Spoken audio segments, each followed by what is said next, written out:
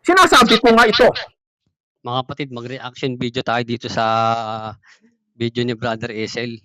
Sa isa niyang video, magre-reaction video rin sana ako. Kaso, hindi ko na gawa dahil medyo hindi ko na sasabihin ang dahilan. Pero dito, magre-reaction video tayo. At meron na nga tayong comment, totoo lang, sa kanyang video na sinisita niya ako na kung ako daw yung wala naman ako sinabing magaling ako. Parang may sinabi siyang, ikaw pala magaling eh, ba't hindi ikaw mangaral? Sabi niya dito, dahil tignan nga natin, hanapin natin yung comment niya. Kasi may comment siya mga kapatid eh. Sa isa yata yun, sa isang video niya. Ang sabi niya sa akin, ako daw magaling, ba't di daw akong mangaral? Nangangaral ako, huwag mo kong uutusan. Diyos ko ang nakakaalam kung kailan ako mangangaral at kung kailan ako magsasalita, kung kailan ako gagawa. Hindi ikaw ang Panginoon ko, una sa lahat. At iba ang Panginoon mo sa Panginoon ko. Dahil kung ang Panginoon mo at ang Panginoon ko ay isa lang, hindi mo gagawin yung mga pandaraya mo na yan at pakikiapid. At pagsipsip sa iba't ibang iglesyang alam mo namang mali. Ha? Kasi nakikisipsip to sa iba't ibang iglesia eh. May sarili naman siyang iglesia. Hindi naman pwedeng iisipin niya na tama yung iglesia ni Daniel, tama yung iglesia nitong isa, ng isa. Hindi naman pwede lahat sila totoo. Siyempre, ang nasa isip niya, siya totoo. Kasi nagtayo nga siya ng sekta eh. Mga kapatid, naiintindihan niyo ba yun? Iisipin niya, natural siya, totoo. Bakit niya pinagsasama-sama yung mga sekta? Kasi yung iniisip niyang hindi totoong sekta, dun siya namumulot. Ngayon, may daya na naman siya dito. Yung isa niyang video, hindi ko na binigyan ng reaction video kasi may hiwaga kasi dun eh. Hindi niya nakuha mga kapatid eh. Hindi naman natin pwedeng sasabihin dito kasi kukunin niya. Ang gusto niya eh, mamulot na mamulot para sa iglesia niya eh. Di ba? Uulitin ko nga sa inyo, may sarili siyang sekta. Hindi naman pwedeng iniisip niya tama si Daniel na kawatan. Tapos tama yung iba't ibang iglesyang pumapasok sa live niya. Hindi naman pwedeng ganun. Siyempre iisipin niya, siya tama. Hindi naman pwedeng tama sila lahat. Hindi naman pwedeng lahat sila sa Diyos. Una sa lahat, iba't iba aral nila. Ang aral nila, iba-iba. Ang puno nila, iba-iba. Sa iglesia ni Daniel, ang leader, siyempre si Daniel. Siya nakapangalan dun. Siya ang punong tagapangasiwa. Ngayon, sa iglesia ni Esel, siyempre siya tagapangasiwa doon. Punong tagapangasiwa. Doon naman sa ibang iglesia pinagsasabong niya, iba rin ang tagapangasiwa. Hindi naman pwedeng lahat sila sugo. Siyempre, may isang tunay dyan. May isang sugo dyan. May isang sugo pala dyan. May isang sugo, may isang tunay. May isang binigyan ng ministeryo. Yun ang alamin nyo. Suriin nyo. At yan ang ayaw ni Esel, ni Brother Esel, yung magsusuri ka sa mga video niya. Ang gusto niya, pakikinggan mo lang. Kita niyo mga kapatid, sinisita niya ako dahil yung mga video niya, binibigyan ko ng reaction video, nagtatanong ako sa kanya, ayaw niya ng ganon. Ang isasabihin niya lagi, ako daw magaling, kahit hindi ko naman sinabing magaling ako, parang marunong yata o magaling. Hindi ko naman sinabing magaling ako at marunong. Dahil hindi naman talaga ako at magaling marunong. Kaya ko man nagagawa ito, hindi naman dahil sa akin, dahil sa Panginoon. Sabi niya, ako daw marunong, ako daw magaling. Ba't hindi ka mangaral? Huwag mong tuutusan. At saka kung ayaw mong gawan kita ng reaction video, at kung ayaw mo ring tanungin kita, bakit pinakikialaman mo iba't ibang iglesia, tapos ginagawa mo sa iba't ibang iglesia, tapos sa'yo ayaw mong gawin? Bukod tangi, ikaw lang ang pwedeng mangialam sa iba't ibang iglesia, tapos ikaw hindi ka pwedeng pakialamanan, hindi ka pwedeng tanungin, hindi ka pwedeng gawa ng reaction video. Di ba? Kasi ayaw niya nagko-comment ako sa mga post niya eh. Alam niyo bakit? Kasi yung mga comment ko doon, naglalantad sa mali niyang aral. Kagaya nito, si Enoch daw namatay. Nakasulat nga mga kapatid hindi siya kinuha siya ng Diyos eh. Hindi nakakita ng kamatayan eh. Ano pa ibig sabihin ng hindi nakakita ng kamatayan? Ito, matigas ang bungo nito mga kapatid eh. Tingnan, pakinggan natin. Mga kapatid, na laman at ang dugo ay hindi makapagmamana ng kaharian ng Diyos. Ito daw mga kapatid yung lamat, yung binibilis ang salita natin para hindi tayo humaba ng humaba. Ito, unang Korinto 15:50. Sinasabi ko nga ito, mga kapatid, na ang laman at ang dugo ay hindi makapagmamana ng kaharian ng Diyos. Yang kasiraan ay magmamana ng walang kasiraan. Ang tinutukoy dito katawan ng tao, alam naman natin yun eh. Hindi magmamana ng katawan ng yung katawan natin, hindi naman magmamana 'to ng kaharian ng Diyos, eh. Hindi naman ito ang tatanggap ng gantimpala, eh. Kasi itong katawan na 'to babaguhin 'to, eh. Ah, papasok ka sa langit, hindi 'yan ang katawang gamit mo, gagamitin mong katawan. Ah, ang gagamitin mong katawan tulad sa anghel, tulad ng katawan ng anghel. Kaya nga sabi ng Panginoon, eh, magiging tulad sila sa mga anghel, 'yan. At ang sinasabi dito na hindi magmamana, sa ano 'yan, sa pagparito ng Panginoon. Kapag tatanggapin na yung mga maliligtas sa kaharian ng Diyos, hindi papasok ang ano dun, ang buto't laman, ang tao, hindi papasok dun. Eh, ngayon, nasaan ba yung mga naghihintay? Nasaan ba yung mga naghihintay ngayon sa 1,000 taon para sa simula ng 1,000 taon, nasaan sila? Nandun na ba sila sa paraiso? Hmm? Ngayon, hindi natin sasabihin kasi namumulot 'to, eh. Wala pa sila sa paraiso. Yung sinasabing hindi magmamana ang buto't laman, sa paraiso 'yun. Eh, ngayon, eh, kinuha si Enoch, anong pakialam mo? Eh, kinuha siya, eh. Hmm? Hindi ba kayang baguhin ng Diyos yung katawan niya pagdating dun sa paglalagyan sa kanya na hindi na siya magugutom, hindi na siya iihi, hindi na siya iinom? Hindi ba kayang gawin gawin ng Diyos yun sa tingin mo? Ha? Wala ka ng pakialam dun. Kung gusto ng Panginoong Diyos na kunin si Enoch, eh, wala ka ng pakialam dun. Diyos nang bahala dun sa kanya kung anong gagawin niya kay Enoch, dun sa pinaglagyan niya kay Enoch. Ah, hindi ka Huwag ka na mangialam dun. Ang sabi, hindi siya ano, nakakita ng kamatayan. Eh, wag mo ng tutulan. Gagamitin niya mamaya daya mga kapatid, ulitin ko mga kapatid, itong una Korinto 15:50, ang tinutukoy dito, eh, yung ano na, yung tatanggapin na yung ano, yung katawan na gagamitin natin sa langit. 'Pag yung papasok na tayo dun sa kaharian ng Diyos, yun nga yung ikatlong langit, nandun yung paraiso. Kaya hindi papasok ang buto't laman dun kasi babaguhin nga yung katawan ng tao, eh. Hmm, lahat babaguhin, lahat-lahat. Papasok tayo dun bilang tulad sa anghel, 'yan. At yun ay sa pagparito na ng Panginoon, pagka tatanggapin na natin yung halimbawa maliligtas ako, maliligtas ka, tatanggapin mo na yung pangako ng Diyos, yung buhay na walang hanggan.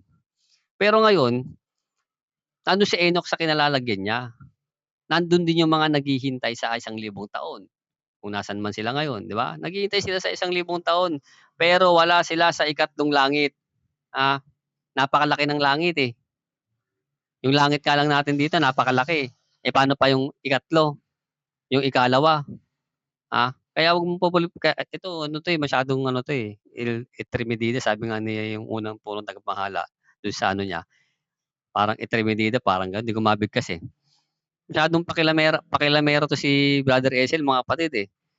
Pakinggan natin. Itong ginagawa niyang basehan mga kapatid, hindi niya puwedeng gawing basehan 'to dahil hindi pa naman pumapasok si Enoch sa ikatlong langit. Sabay-sabay ang pagpasok dun, eh. Si Enoch, yung mga bubuhayin sa 1,000 si Enoch kasi mga kapatid kasama siya sa 1,000 taon, eh. Maghahari siya kasama siyang maghahari sa 1,000 taon. Si Enoch kasama yon mga kapatid. Ngayon, hindi talaga ang punto niya dito, kaya niya sinasabi 'tong talata na 'to na unang Korinto 15:50, eh, dahil pinatutunayan niya na si Enoch namatay. Hindi pumasok si Enoch sa kinalalagyan niya ngayon sa katawang tao, ah. Yang tinutukoy dito, eh, yung ano mga kapatid, eh, yung pagpasok na sa ikatlong langit, eh, sa paraiso tinutukoy dito, eh. Hindi naman tinutukoy dito yung kinalalagyan ni Enoch ngayon at yung kinatatayuan ng Panginoon ngayon. Kasi nandun yung Panginoon ngayon din, eh.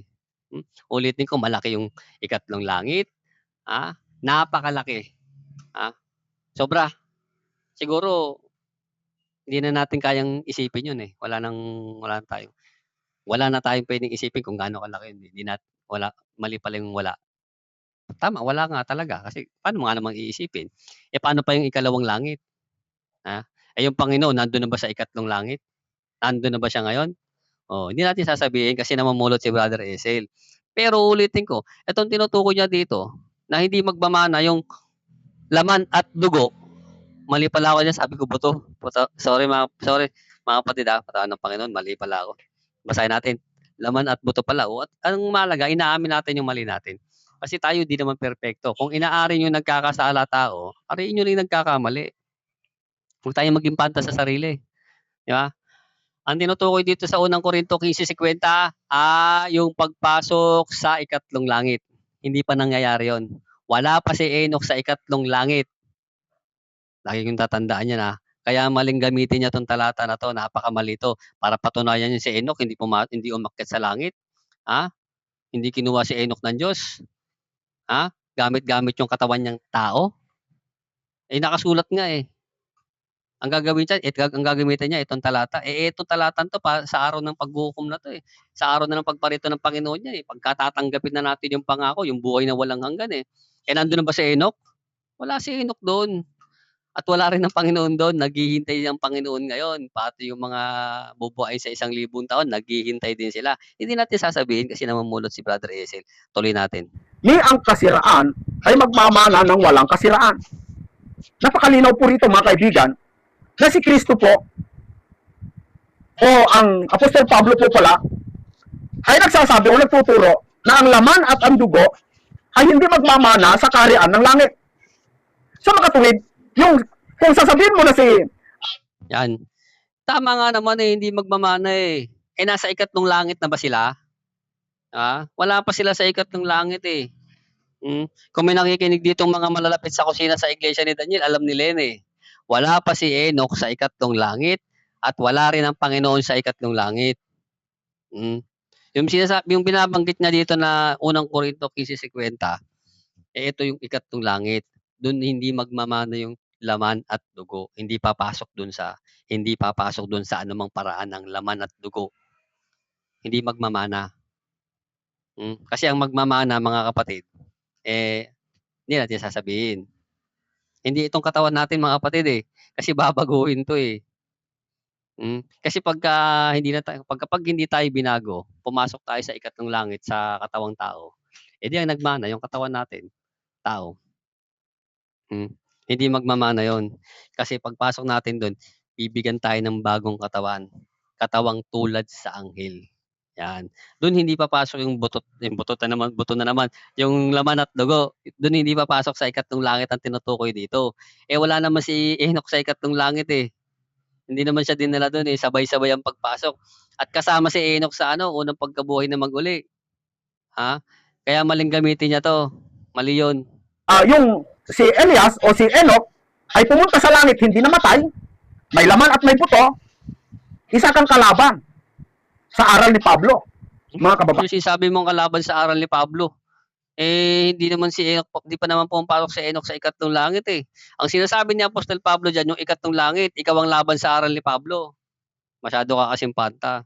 Ka kasi mayabang ka. May masasabihin mo kung mangmang, tapos yung tanong ko sa'yo, di mo masagot.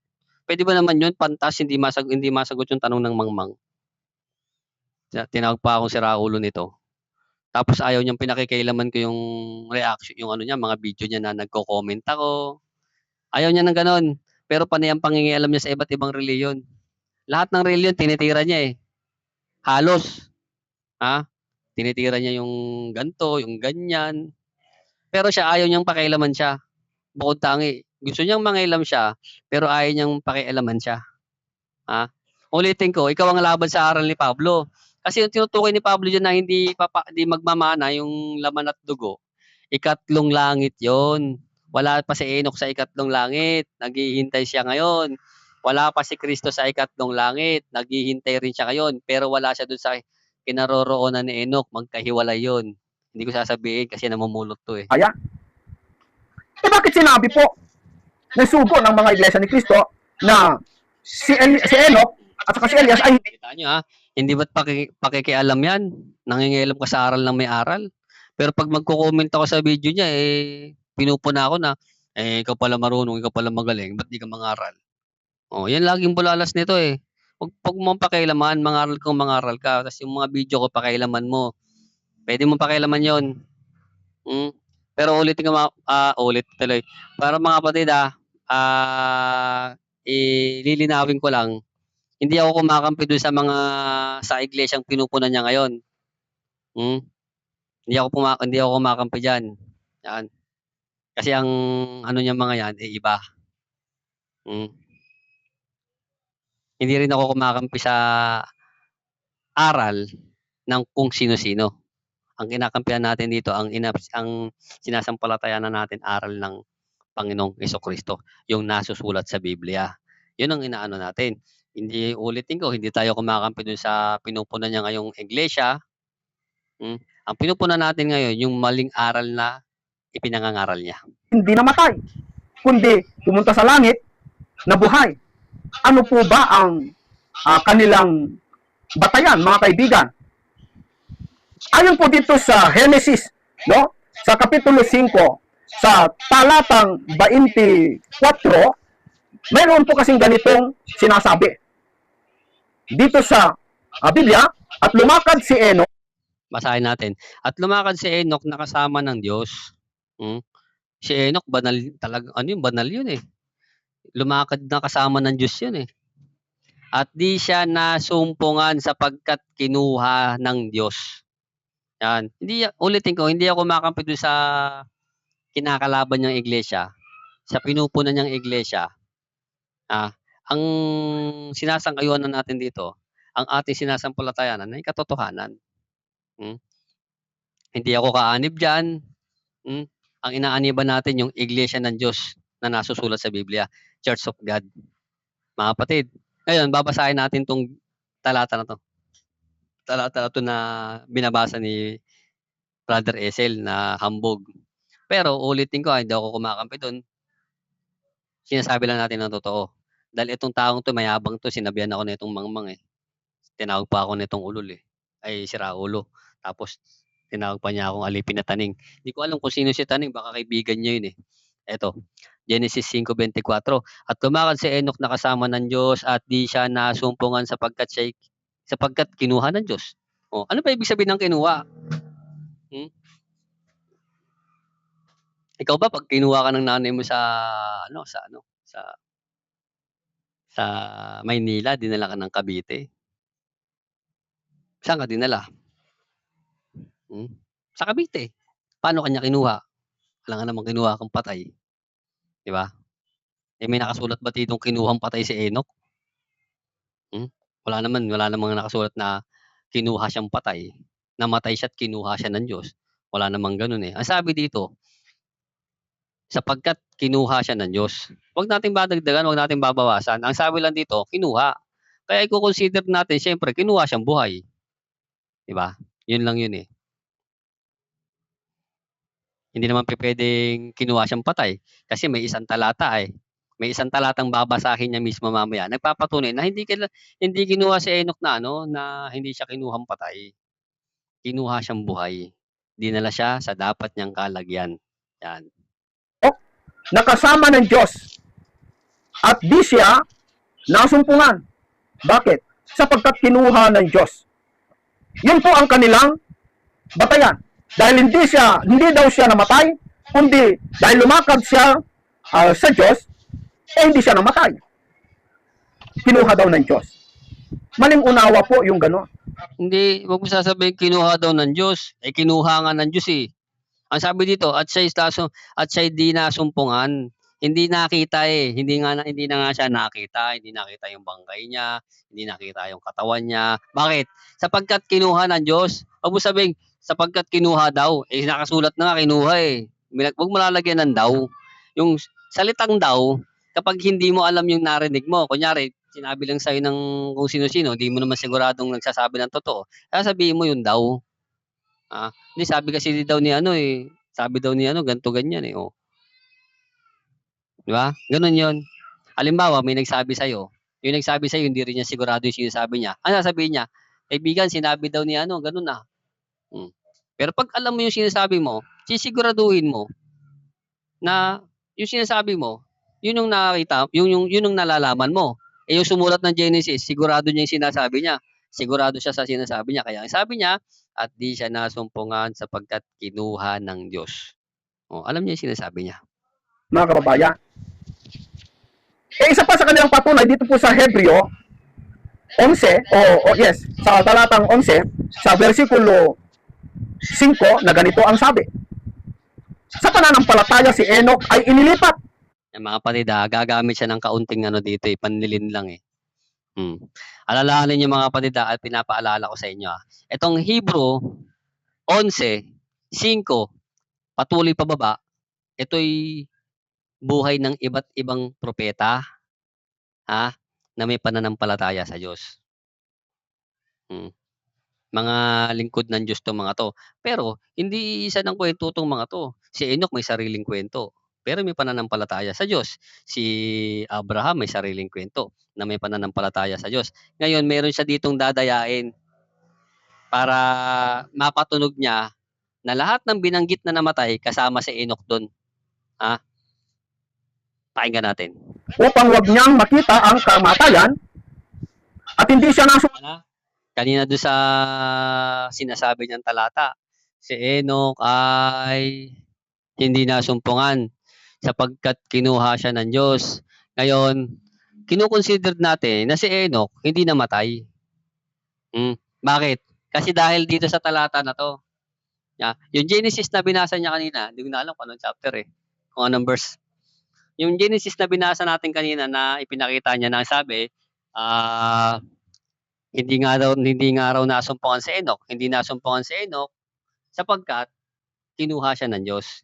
Ngayon, ang ginagamit nating basehan kaya hindi siya kinuhang patay dahil dito sa Hebreo 11:5. Kasi ang sabi dito, sa pananampalataya si Enoch ay inilipat upang huwag niyang makita ang kamatayan. Saan siya inilipat? Sa bundok, tas kabilang bundok, sa Israel, papunta sa ibang sa ibang dako, hindi.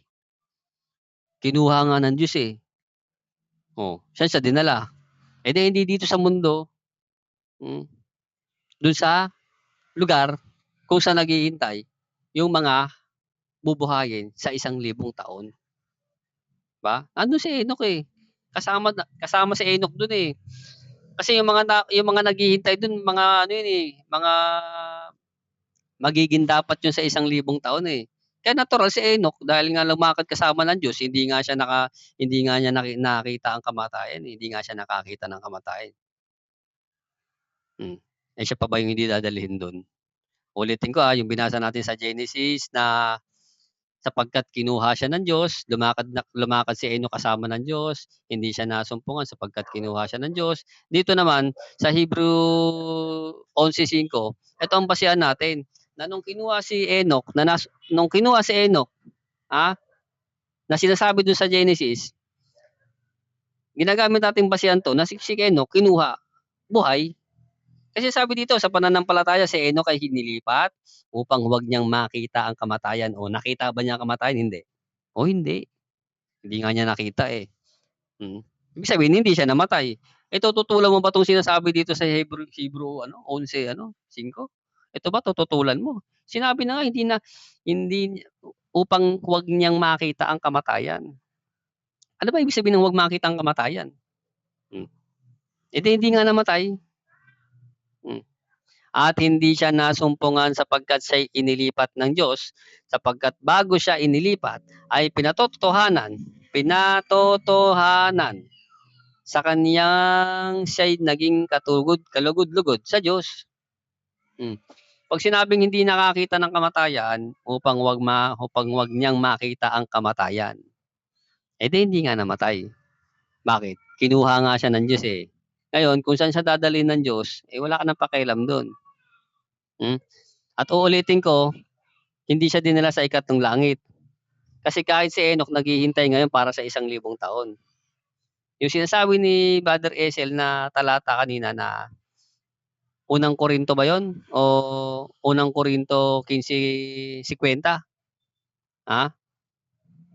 Verse 15, chapter 15, verse 50 na hindi nga raw papasok yung hindi magmamana yung laman at dugo. Ang tinutukoy doon sa ikatlong langit, wala pa si Enoch sa ikatlong langit. Alalahanin mo, sabay-sabay ang pagpasok doon. At yung ikatlong langit, yun ang paraiso. Kaya hindi mo pwedeng gamitin yun para patunogin na si Enoch hindi namatay. Namatay si Enoch. Kung namatay si Enoch asan yung katawan niya? ano, dinala siyang bangkay dun sa ano, sa ikalawang langit. Tapos nung nasa ikalawang langit na siya, binuhay siya ulit. Gano'n ba 'yun? Kaya hindi niya nakita yung kamatayan? Mukhang ang labo nun, Kasi sabi dito, upang huwag niyang makita ang kamatayan. Gano'n yung mga kapatid. Ngayon dadayain niya 'tong mahal tuloy, dadayain niya 'tong mga kapatid, ano niya 'to, hihilutin niya. Sumpungan, sapagkat siya ay inilipat ng Diyos, sapagkat bago siya nilipat ay pinatotohanan sa kanya, siya ay naging kalugod-lugod sa Diyos. Dahil walang sinabi na si Enoch po ay namatay, kundi inilipat at kinuha ng Diyos, yun ang conclusion nila, si Enoch hindi namatay. Tama ba ang conclusion na ito, mga kapatid? Yun na nga sabi, ikaw lang naman tumututol, Ulitin ko, di ako kampi do'n sa kinakalaban niya, mga kapatid, tinututulan ko lang yung sinasabi niya dito. Na si Enoch ay hindi namatay? Pumunta sa langit? Buhay? Hindi nakaranas ng kamatayan? Hindi nga, Ang sabi nga, upang siya hindi makakita ng kamatayan. Ano ba ibig sabihin nun? Namatay hindi. Hindi nga niya nakita yung kamatayan, Ibig sabihin hindi nga siya namatay. Hindi niya nakita ang kamatayan. Ibig sabihin hindi namatay. Marunong ka ba do'n kaya? Marunong ka ba sa sumulat ng Hebreo? Ng Hebrew? Marunong ka pa ba sa sumulat? Marunong ka pa ba kay Apostol Pablo? Binibigay na nga ng malinaw, hindi nga hiwaga yan, Napakalinaw ng sulat, Do'n sa Genesis, kinuha siya ng Diyos, hindi nasumpungan. Dito naman sa binasa mo na isang talata ay upang hindi makakita ng kamatayan. Yan. Maling implikasyon po yun. Ikaw ang Bakit? mali. Ang tao po kasi, mga kaibigan, kung saan siya nanggaling, ayon po sa Biblia, dito sa Genesis. Tama yun. Ang tao kung saan siya nanggaling, do'n siya babalik. Pero hindi kasama si Enoch do'n. Kasi nga ang sabi, kinuha siya ng Diyos. Kaya siyempre, common sense na lang, huwag mo isasama si Enoch do'n. Ang tao talaga babalik sa alabok. Pero si Enoch, bukod tangi, kinuha siya ng Diyos. Anong pakialam mo kung kinuha siya? Wala namang sinabi diyan na lahat babalik sa alabok kasama si Enoch. Wala namang gano'n sinabi. Kinuha ang lahat ng tao babalik sa alabok yung kanilang katawan. Malilibing sila, mamamatay sila. Ibahin mo si Enoch, huwag mo isama diyan. At ang dahilan kaya mo iibahin si Enoch kasi may nakasulat. Kinuha siya ng Diyos, hindi siya nakakita ng kamatayan, hindi nasumpungan ng kanyang katawan. Kinuha siya ng Diyos, hindi siya nakakita ng kamatayan. Kapitulo 3, sa talatang sa 19, na ganito po ang ating mababasa. Sa pawis ng iyong mukha ay kakain. Mali pala. Upang hindi niya makita ang kamatayan. Parang gano'n, mga kapatid. Pinakamaiksi may hindi siya namatay. Hindi ko kasi matandaan yung verse kasi, mga kapatid, medyo makakalimutin ako, At hindi ko kabisado yung verse na binasa ko kanina. Pero ipo-post ko at kukunin ang kinuha ko isang cellphone para ma-screenshot natin. Ng Diyos sa mga tao, no? Sa tao, si Adan. Hanggang sa ikaw ay mauuwi sa lupa.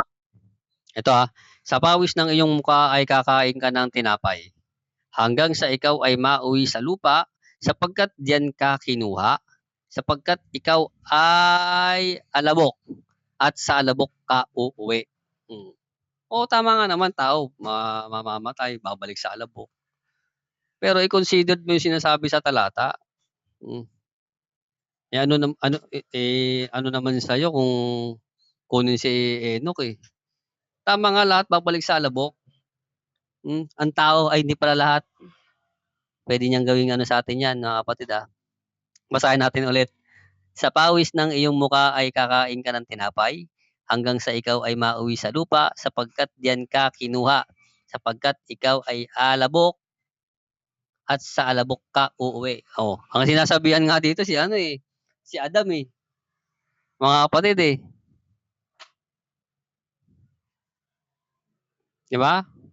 Si Adam ang sinasabihan dito, Hindi naman sinabi dito lahat-lahat, Kita niyo yung ginagamit niyang talata. Eto hindi ko nga alam 'to, kasi ang nabasa ko yung Bagong Tipan, Pero kung di ako nagkakamali, ang kinakausap dito, ang kinakausap dito si Adam. O kaya naman ang talata na 'to, patungkol 'to kay Adam. Yan. Ano pala mga kapatid, nabasa ko pala yung Lumang Tipan, pero kaya ko sinasabing sa Bagong Tipan, kasi yung Bagong Tipan, medyo nabasa ko naman ng buo kung di ako nagkakamali. Pero yung Lumang Tipan kasi, kakaunti lang nabasa ko diyan, sobrang kakaunti lang. Itong Genesis kasama dun sa kakaunti. Sapagkat diyan ka kinuha, sapagkat ikaw ay alabok, at sa alabok ka uuwi. Ang laman po pala ng tao ay kinuha sa alabok. E kung ikaw ay alabok, doon ka kinuha, mauuwi ka sa alabok. E kung si Enoch hindi namatay, sa makatuwid yung kanyang laman ay alabok, pumunta sa langit, maling implikasyon yun, maling aral po nun, mga kapatid. Mali ka eh. Kinakausap niya si Adam eh. Hindi naman si Enoch ang kinakausap diyan eh. At saka, ang gulo nitong taong to. Hindi nga nasumpungan eh. Ibig sabihin hindi nakita yung katawan niya. Hindi na nakita yung katawan niya, kung nasan man, saan napunta. Wala silang idea. Pero may idea pala sila. Kinuha siya ng Diyos. Yan. Ganun lang mga kapatid eh. Hindi nga nasumpungan eh. Hindi na nga nakita yung katawan niya eh. Sapagkat kinuha siya ng Diyos. At upang hindi niya makita ang kamatayan. Hindi siya namatay eh. Hindi nga niya nakita yung kamatayan niya. Hindi siya nakatikim ng kamatayan upang hindi makakita ng kamatayan at kinuha siya ng Diyos. Ano ba naman yan? Ano ba yung pagkapatay? Sinabi na upang hindi makakita ng kamatayan, pinalalagay mong patay si Enoch. Sinabi na nga kinuha si Enoch ng Diyos, ipinalalagay mong hindi kinuha si Enoch ng Diyos. Hindi na nga nasumpungan, sabi ng sumulat eh. Pero pinagpipilitan nito, bumalik doon sa alabok si Enoch. Na hindi na nga nasumpungan eh. Ang kanyang katawan, mga kapatid. Kontra sa Biblia. Ikaw ang Ano ba kontra. talaga ang katotohanan? Kung si Enoch ba ay namatay o hindi? Yung Hindi siya namatay. Sinabi na nga sa talata eh. Hanapin natin dito. Nakuha ko ng isang cellphone eh. Kung di ako nagkakamali, unang Korinto yun eh. Unang Korinto 15:50. O ito nga yata yun. Ang sabi dito, sinasabi ko nga ito mga kapatid, ay hindi, iba pala to. Ito yung hindi magmamana yung laman at dugo. Pero yung kanina, tuloy na lang muna natin. Nakalimutan ko yung verse eh. Kasi kung hanapin natin ngayon eh, tatagal tayo. Bang kinuha ng Diyos ay patunay na hindi siya namatay? Oo. Kinuha nga eh. Alamin natin dito po sa Hebreo natin binasa kanina. Umpisahan natin dito po sa 4. Sabi po rito, Kita mo ang sinasabi niya dito yung pagkakuha kay Enoch, pero babasa siya sa Hebrew. Hebrew 11:4, pagbigyan natin siya. Sundan natin yung binabasa niya kung tama ba. Ng palataya si Abel ay naghandog sa Diyos ng lalong mabuting hain kaysa kay Cain. Sa pamamagitan nito'y sinabi iba't ibang istorya to mga kapatid ng iba't ibang propeta sa iba't ibang panahon. Ulitin ko itong binabasa niya, ito'y istorya ng iba't ibang propeta sa iba't ibang panahon. Sa magkakaibang panahon to. Hindi to para sa isang kwento lang. Kasi siyempre si Abel may sariling kwento. Si Enoch may sarili din namang kwento si Enoch. Kaya nga may lumitaw pang ang Book of Enoch, 'di ba? Yun hindi katotohanan yung peke yun eh. Meron pang yung kwento naman ni Abraham, iba rin. 'Di ba? Iba't ibang iba't ibang propeta 'to. At kada isang propeta na babanggitin dito may sarili silang kwento. At ang kwento ni Enoch babanggitin dito. saksihan sa kanya siya ay matuwid. Basahin natin yung sabi dito.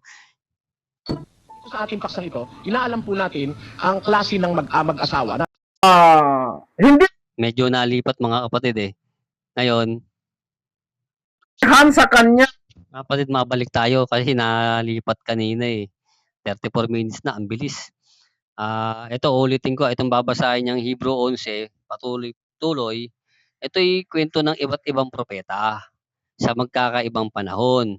At kada isang propetang babanggitin dito ay may sariling istorya, may sariling pagkamatay.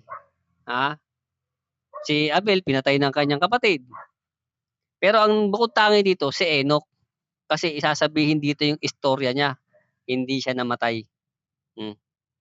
ay sa kanyang siya'y matuwid Kwento na ni, nagpapatotoo kwento ang ni Diyos Abel to, tungkol mga sa kapatid. kanyang mga kaloob.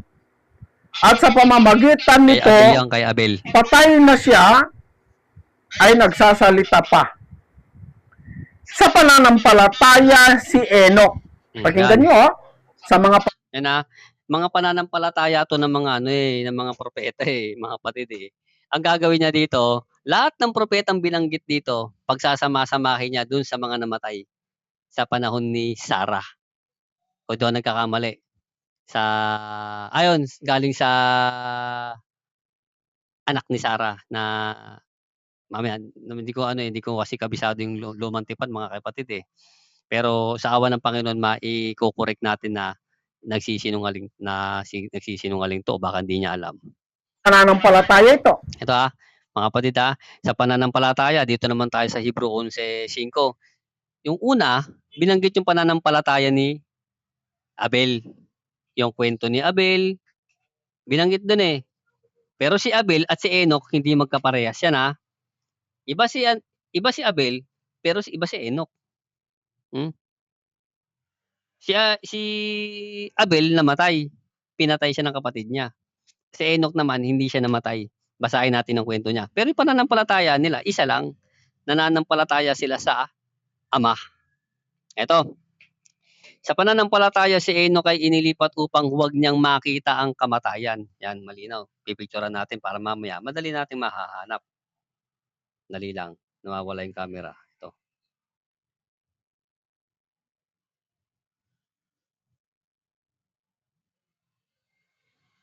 Okay. Yan, pinicturean ko. Ulitin natin, sa pananampalataya si Enoch ay inilipat upang huwag niyang makita ang kamatayan. Ano ba ibig sabihin ng upang huwag niyang makita ang kamatayan? Ibig sabihin, hindi siya namatay. Ano bang pwede mong kahulugan dito? Sige nga, Brother Esel, bigyan mo nga ng ibang kahulugan to na upang huwag niyang makita ang kamatayan. Bigyan mo nga ng ibang kahulugan to bukod sa hindi siya namatay. Maghanap ka nga. Sige nga. Ito pa, basahin natin. Upang huwag niyang makita ang kamatayan at hindi siya nasumpungan. Anong ibig sabihin nito? Hindi siya nasumpungan, hindi na siya nakita Wala nang nakakita sa kanya nang wala siya na-disappear. At hindi siya nasumpungan. Bakit? Sapagkat siya'y inilipat ng Diyos. Saan siya inilipat? Wala ka na pakialam doon. Diyos ang nakakaalam nun. At hindi ko rin sasabihin sa'yo. Pero sinabi ko na pala kanina, mga kapatid, nasa ikalawang langit yung mga naghihintay sa 1,000 taon. Nasa ikalawang langit. Yan. Diba? Inilipat ng Diyos sapagkat bago siya inilipat ay pinatotohanan sa kanyang siya'y naging kalugod-lugod sa Diyos. Inilipat siya ng Diyos Doon nga sa Genesis ang sabi, kinuha siya ng Diyos Dito naman ang sabi, inilipat. Magkaparehas inilipat, kinuha, inalis siya dito sa sanlibutan. Ano ba ibig sabihin ng kinuha? Kinuha siya sa mundo. Saan siya dinala? Sa moon? Sa Jupiter? Hindi. Saan ba naghihintay yung mga banal? Nasaan ba yung ikalawang langit? Diba? Nasa ikalawang langit si Enoch. Hindi naman pwedeng nasa ikatlong langit siya kasi hindi nga papasok yung laman at dugo doon, mga kapatid. Yan. Doon sa Genesis, ang sabi, kinuha. Dito naman, inilipat. Inilipat. Inilipat mula dito sa sanlibutan patungo doon sa ikalawang langit. Bagaman walang nakasulat na dinala siya sa ikalawang langit, pero common sense na lang Ang langit 3. Una, ikalawa, ikatlo. Wala namang ikaapat, wala namang nakasulat na ikaapat na langit. Common sense naman Hindi naman pwedeng ilalagay mo si Enoch doon sa ikatlong langit dahil hindi pa naman tayo papasok doon. Kung masasama tayo, kung lolobin ng Panginoon. Sabay-sabay ang pagpasok sa ikatlong langit sa paraiso Hindi naman pwedeng dito siya sa unang langit dahil kinuha nga siya. Ano na lang ang natitira? Yung ikalawa. Nasa ikalawang langit siya. Common sense na lang yung mga kapatid Di ba? At ito matigas ang bungo nito. Sinabi na nga hindi nakakita ng kamatayan Sinabi na nga inilipat, kinuha ng Diyos Ano pa bang ano nito? Ano, ito talaga kasi para lang mapatunog na pantasya. Kahit yung talata babago-baguhin pa, eh. Di ko lang alam kung alam niya o baka naman eh, minamali talaga niya o baka hindi niya alam. ay inilipat upang wag niyang makita ang Siya na kamatayan mismo bumabasa. at hindi siya nasumpungan Ayaw pa niyang maniwala. sapagkat siya ay inilipat ng Diyos sapagkat Ililipat. bago siya inilipat Hmm. ay pinatotohanan sa kanyang siya ay naging kalugod-lugod sa Oh, Diyos. di ba? Oh, Sa yun. 8 o Ganun sa lang yan, mga 7 para kapatid, mas eh. mabilis. Sa pananampalataya sinwe. Oh, si Noe naman, ibang kwento naman 'to. Kwento naman ni Noe 'to. Pero lahat ng 'yan ay may isang pananampalataya sa makatuwid bagay sa Ama. Hmm. Yung binabanggit kasi dito, iba't ibang propeta 'to na may isang pananampalataya dun sa Ama. Lahat sila may pananampalataya sa Ama. Iisa ang Diyos, iisa ang Diyos nila. May iisa silang pananampalataya. Pero magkakaiba sila. Hindi naman parehas si Noe. Hindi naman parehas si Enoch. Hindi nga magkaparehas sila ng panahon eh. Ang panahon ni Noe, iba sa panahon ni Enoch. Yung panahon ni Enoch, iba naman sa panahon ni Abel. Kaya hindi mo pwede pagsama-samahin ito. Ikinukuwento dito yung iba't ibang propeta. Ha? Iba't ibang propeta na may isang pananampalataya. Iisang pananampalataya. Ganun yung mga kapatid eh. Di ba? Sa pananampalataya daw, sinwe. Una, sa pananampalataya ni Abel. Pangalawa, sa pananampalataya ni Enoch. Oh. Sa verse 7, sa pananampalataya ni Noe. Diyan nahihilutin niya yan, mga kapatid. 8, Manda kayo mga kapatid, hihilutin niya na. sa pananampalataya si Abraham. Lumakas na boses mga kapatid ah. Sa 11, sa pananampalataya si Sarah. Yan.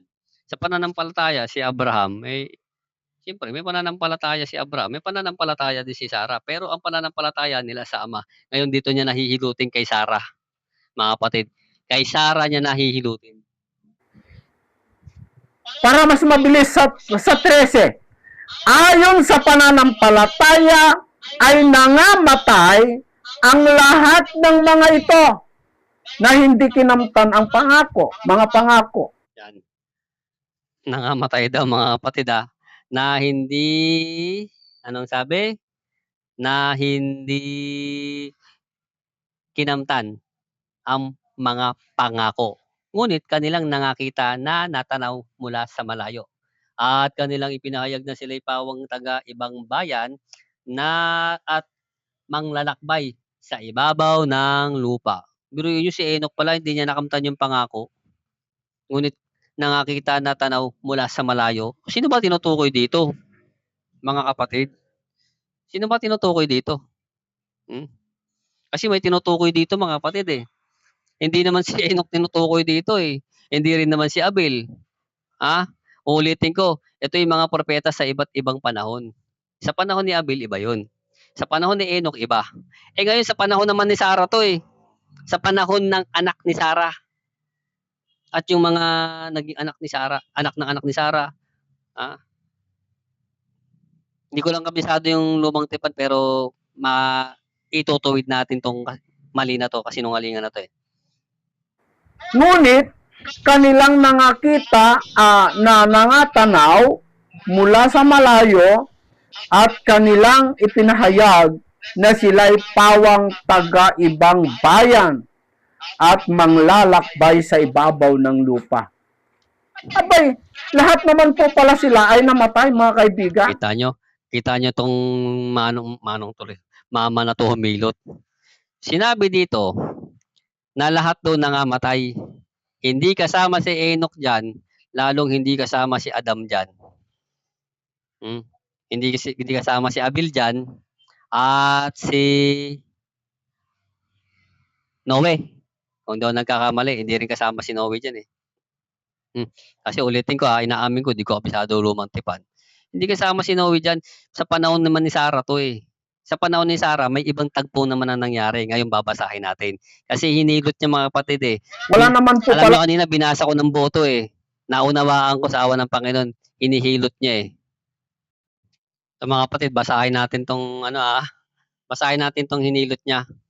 Ito una, dito siya bumase, sa pananampalataya, kay Abraham, asawa ni ano 'to, ni Sarah kung di ako nagkakamali, eh. Tapos naging anak ni Sarah si Isaac. Naging anak naman ni Isaac si Jacob o Jacob, kung ano man ang basa do'n. Tapos naging anak naman ni Jacob yung 12, ninuno ng 12 angkan ng Israel. Yung 12 anak ni Jacob o ni Jacob, do'n nanggaling yung 12 angkan ng Israel. Yun yung sinasabing nangamatay silang lahat. Do'n sinasabi yun. Kasi 'di ba alam naman natin yung mga inalis sa Ehipto, na ito nga yung 12 angkan ng Israel, hindi naging maasuwayin sa Diyos.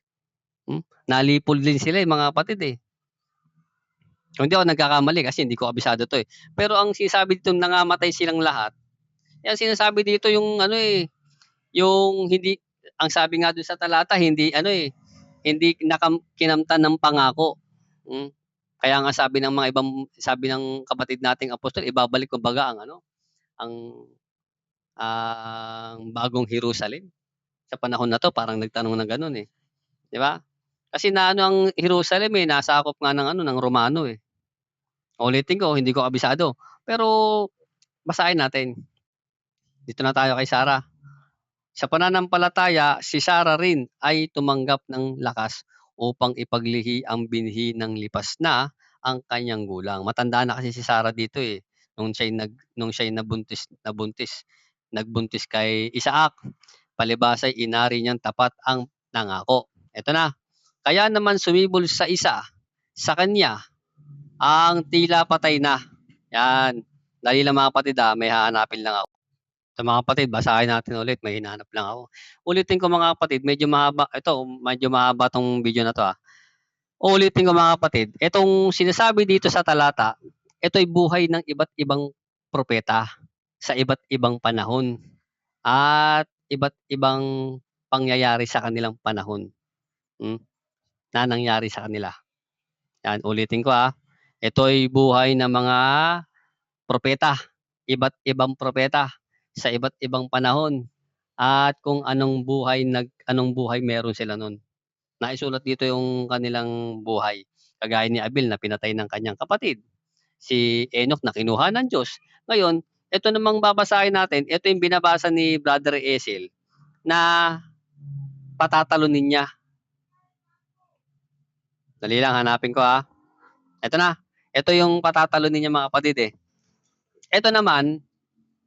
Ito namang babasahin natin sa 11:11 ng Hebreo. Patungkol naman kay Sarah 'to, patungkol naman sa kaganapan sa panahon ni Sarah. Patungkol kay Sarah sa kaganapan sa panahon ni Sarah sa kanyang buhay. Patungkol kay Sarah 'to mga kapatid, Ito na, sa pananampalataya si Sarah rin ay tumanggap ng lakas upang ipaglihi ang binhi ng lipas na ang kanyang gulang. Kasi si Sarah 90 years old na, si Abraham naman 100 taong gulang kung di ako nagkakamali. Palibas ay inari niyang tapat ang nangako. Kaya naman sumibol sa isa sa kanya na tila patay na ang kasing dami ng mga bituin sa langit, sa karamihan at di mabilang na gaya ng mga buhangin na nasa tabi ng dagat. Ngayon, kaya sinasabi dito napakarami na parang buhangin sa tabi ng dagat na parang mga bituin. Kasi yung anak ni Isaac anak tuloy ni Sarah na si Isaac, doon nanggaling yung doon magmumula yung yung angkan ng 12 Israel. Yung 12 angkan ng Israel. Kasi nung ipinanganak niya si Isaac, naging anak naman ni Isaac si Jacob. Nung naging anak ni Isaac si Jacob, nagkaanak naman si Jacob o Jacob ng 12, na doon nga nagmula yung 12 angkan ng Israel na naging matigas ang ulo, mga kapatid. Hindi sila naging dapat sa Diyos, Kaya nga kung babasahin mo dito, ang sabi, kung itutuloy-tuloy natin, ito basahin na natin ulit. Kaya naman sumibol sa kanyang tila patay na ang kasindami ng bituin sa langit, sa karamihan at di mabilang na gaya ng mga buhangin na nasa tabi ng dagat. Dito tayo sa 13, ayon sa pananampalataya ay nangamatay ang lahat ng mga ito. Ano yung mga nangamatay? Mga kapatid, basahin natin yung 12, iaangat natin eh. Kaya naman sumibol sa isa sa kanya ang tila patay na ang kasindami ang kasindami ng bituin sa langit. Sumibol sa isa sa kanya. Kanino sumibol? Kay Sarah. Ipinanganak niya si Isaac eh. Naging ama naman ni Isaac, naging anak naman si Isaac si Abraham, ay si Jacob o kung Jacob man ang banggit doon, hindi kasi natin alam eh. Tapos naging anak naman ni Jacob yung 12 anak niya, na doon nagmula yung 12 angkan ng Israel na hindi naging dapat sa Diyos kasi 'di ba naging matigas ang ulo nila eh. 'Di ba nung parang nagugutom na sila eh, si Moises ang sinisi nila eh. Hmm? Sinisi nila si Moises eh. Tapos ang dami nilang ano eh, 'di ba mareklamo sila. Tapos gumawa pa sila ng Diyos-Diyosan. Oh, kita niyo na, ang daming himala ang ginawa sa kanila pero ang titigas ng ng mga bungo eh. Sabihin mo pinati yung dagat para sa kanila eh. Tapos gumawa ng Diyos. Hindi sila naghain sa Diyos, gumawa pa sila ng rebulto. Si Moises pa sinisisi nila pagka merong nangyayari sa kanila. 'Di ba? Ulitin natin dito, basahin natin Hinilot niya mga kapatid eh. Unahin natin yung 11. Sa pananampalataya si Sarah, ang tinutukoy dito si Sarah. Sa panahon na 'to ni Sarah at sa panahon ng kanyang anak at sa magiging anak ng anak ni Sarah at do'n sa 12 angkan ng Israel. Hindi 'to paatras mga kapatid. Binanggit na yung panahon ni Enoch eh. Binanggit na yung panahon ni Abel. Panahon naman ni ni Sarah naman 'to. Wag natin pagsasamahin. Pinagsama ni ni brother diyan eh. Brother, ano ba pangalan nito eh? Brother Esel na mayabang eh. Ulitin natin sa pananampalataya si Sarah rin ay tumanggap ng lakas upang ipaglihi ang binhi. Si Isaac nang lipas na ang kanyang gulang. Kasi 90 years old na si Sarah nito. Si Abraham naman 100 years old. Kung si Abraham man, palibas ay inari niyang tapat ang nangako. Kaya naman, tuloy-tuloy 'to mga kapatid, magkakasama 'to Ito'y para sa panahon ni Sarah. 11, 12 magkasama 'to. Basahin natin yung 12. Kaya naman sumibol sa isa, sumibol sa isa, sa kanya na tila patay na ang ang kasindami ng mga bituin sa langit, sa karamihan, at di mabilang na gaya ng mga buhanging nasa tabi ng dagat. Magkadugtong yung 11, Hebrew 11:11 at 12. Yung 13 kadugtong din 'to. Ayon sa pananampalataya ay nangamatay ang lahat ng mga ito. Ano yung nangamatay? Yung binabanggit ditong napakaraming sindami ng bituin at parang sindami ng bituin at di mabilang na gaya ng mga buhangin na nasa tabi ng dagat na nagmula sa anak ni Sarah. Yun ang binabanggit dito, mga kapatid. Sa Hebrew 11, yung 11, 12, 13, magkakasama 'to eh. Ang sabi dito, ayon sa pananampalataya ay nangamatay ang lahat ng mga ito. Ano yung nangamatay na yun? Na hindi nakamtan ng pangako. Babasahin natin yung 12. Kaya naman sumibol sa isa, sa kanya, kay Sarah, ang tila patay na, ang kasindami ng bituin sa langit, sa karamihan, at di mabilang na gaya ng mga buhangin na nasa tabi ng dagat. Yun yung nangamatay, na hindi nakamtan ng pangako. Hindi naging dapat eh. Yun yung sinasabing hindi nangamatay. Yun yung sinasabing nangamatay. Hindi kasama si Enoch doon. Hindi kasama si Abel doon, mga kapatid. Ang ginawa niya, pinagsama niya eh. Ulitin ko, lagyan natin ng kulay. Itong 13, 11, 12, 13. Ito yung magkakasama. Magkakasama 'to, basahin natin yung 14, baka kasama rin. Sapagkat ang mga nagsisapagsabi ng mga gayong bagay ay nagpapakilalang hinahanap nila ang lupaing kanilang sarili. Yan. Ito lang yung pagsamahin natin. Kasi tugmang-tugma 'to mga kapatid eh. Basahin natin sa pananampalataya si Sarah rin ay tumanggap ng lakas upang ipaglihi ang binhi Nang lipas na ang kanyang gulang, palibhasa'y inari ng tapat ang nangako. Kaya naman, magkasama 'to, yung 11 tsaka 12, sumibol sa isa, sa kanya, sumibol daw kay Sarah. Sino yun? Si Isaac yun, eh. Sa kanya na tila patay na ang kasing dami ng mga bituin sa langit. Hmm, tila patay na, alam niyo bakit? Kasi si, Sarah 90 years old na yun nun, eh. Wala na siyang regla nun, eh. Oh, meron bang 90 years old may regla pa? Baka meron, 'wag tayo pakasiguro. Baka may limitaw diyan, mga kapatid. Pero si Sarah kasi 90 years old na kaya common sense wala na siyang regla, ah. Pero naisilang niya si Isaac, ah. Naging anak naman ni Isaac si Jacob o Jacob man kung paano basahin 'yun at si Esau, oh. Tapos naging anak naman ni Jacob yung 12 anak niya na dun nga nagmula yung 12 angkan ng Israel, na na dahil sa mga taong 'yun, hinati ang dagat pero hindi nagsisampalataya. Bagkus gumawa pa sila ng rebulto at napakarami nilang pagsaway na ginawa, eh. Kaya nga dinigma sila ng iba't ibang mga kapatid, eh, 'di ba? Ang sinasabi ditong nangamatay, yung sinasabi ditong sinasabi dito sa 12 na ay 12 tuloy.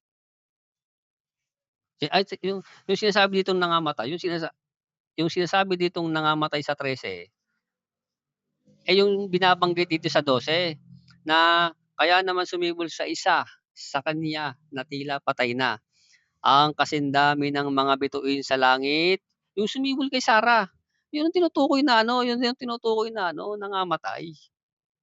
Ulitin ko, ipinanganak ni Sarah si Isaac, naging anak ni Isaac si Jacob, naging anak ni Jacob yung 12, anak niya na doon nga nagmula yung 12 angkan ng Israel. Yun yung sinasabing nangamatay. Yun ang pinakamalapit-lapit. 'Di ba? Hindi natin pupuwede isama si Enoch dun.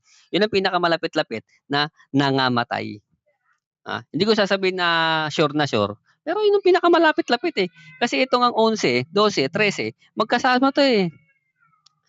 Kahit sino naman bumasa siguro kahit bata malalamang magkakasama 'to, eh. Hmm, siguro naman 'di ba mga kapatid? Kayo basahin niyo, malalaman niyo. Basahin pa natin pababa para patunayan natin na itong talata na 'to na puro sa pananampalataya ay para ito sa iba't ibang propeta na nabuhay sa iba't ibang panahon, na ikinakuwento nga yung kanilang buhay, 'yan.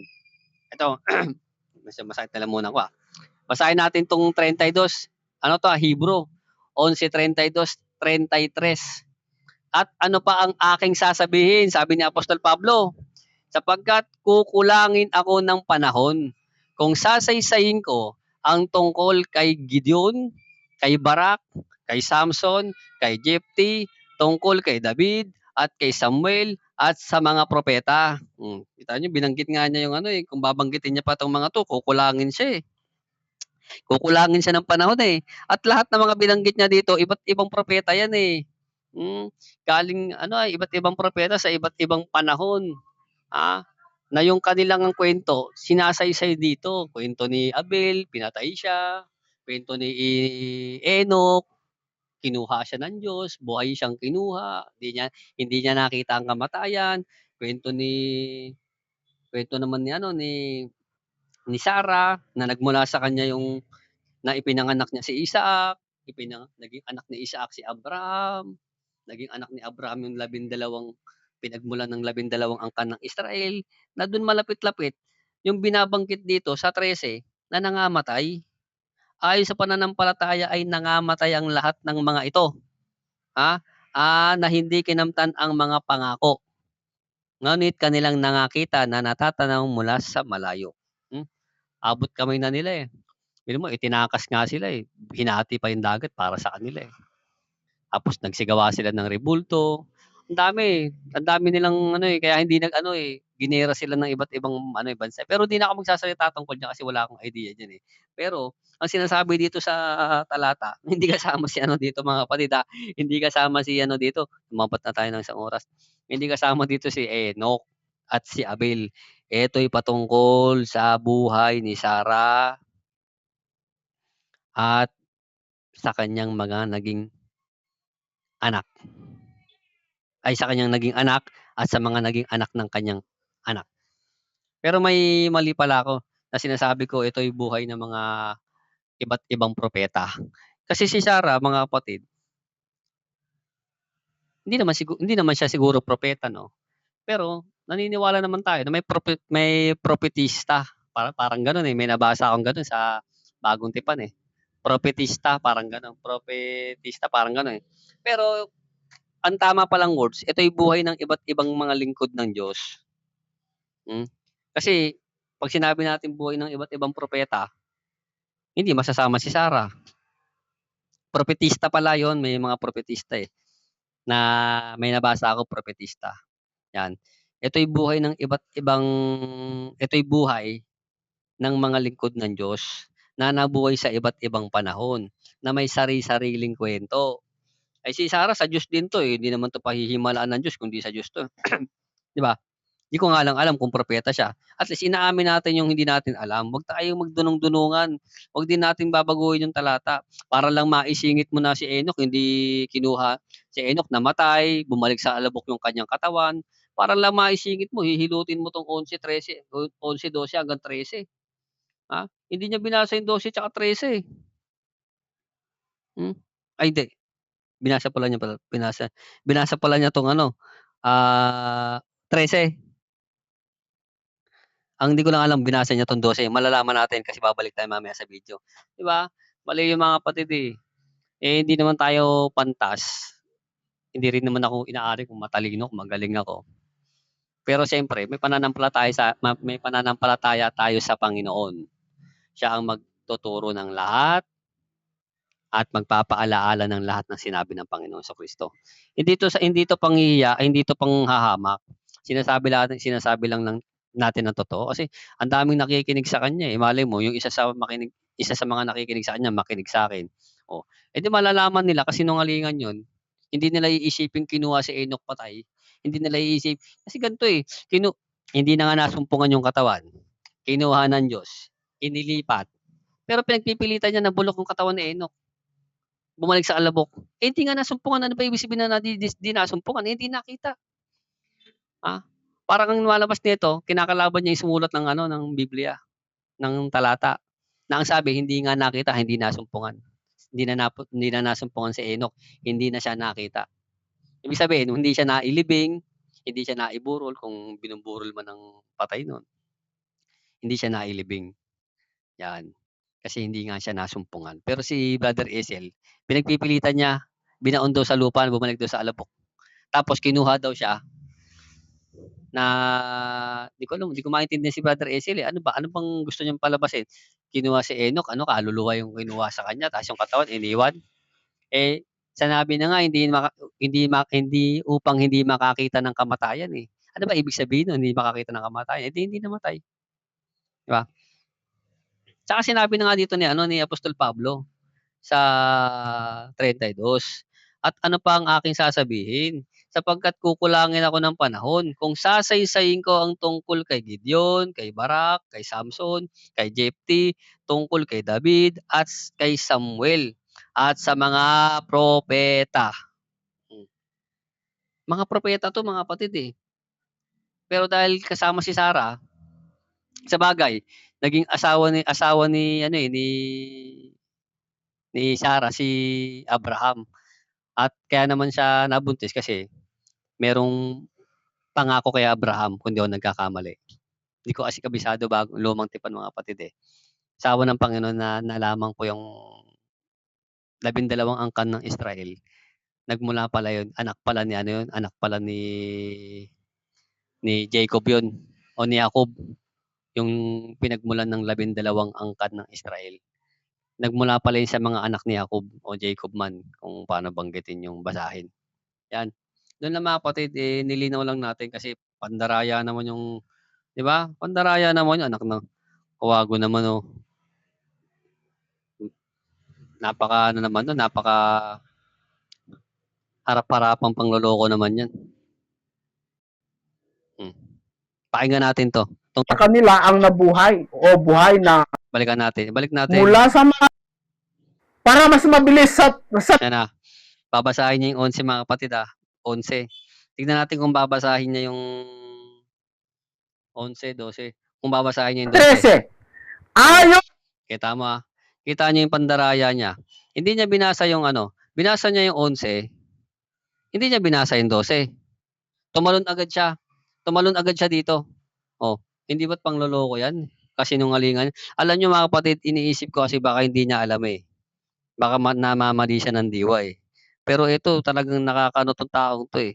Pandaraya talaga tong ginagawa nitong mama na to man. Sinungaling talaga tong lalaki. Tong mayabang na sinungaling pa. Kasi hindi niya binasa yung 12 eh.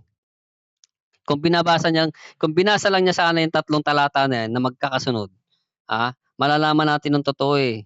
Kaso hindi niya binasa. Hindi niya binasa mga kapatid eh. Kasi ang nakasulat dito sa 12 ay sa 12. Kaya naman sumibol sa isa, sa kanya, kay Sarah, na tila patay na ang kasing dami ng mga bituin sa langit at sa karamihan. At di mabilang na gaya ng mga buhangin sa tabi ng dagat. Yun yung nangamatay. Hindi niya binasa, mandaraya to eh. sa pananampalataya ay nangamatay ang lahat ng mga ito na hindi kinamtan ang mga pangako. Ibig sabihin kasama si Isaac, si Enoch sa pangako na yan. Kanino bang pangako ibinigay yun? Di ba kay Abraham ibinigay yun? Kung hindi ako nagkakamali, baka kay Abraham. Di ba? Hindi kasama si Enoch dyan kasi yung sinasabing nangamatay dyan, galing ang tinutukoy dyan, yung nagmula kay yung kay Sarah. Kasi ipinanganak nga niya si Isaac, naging anak ni Isaac si Jacob, naging anak ni Jacob yung 12 anak niya, na doon nga nagmula yung 12 angkan ng Israel.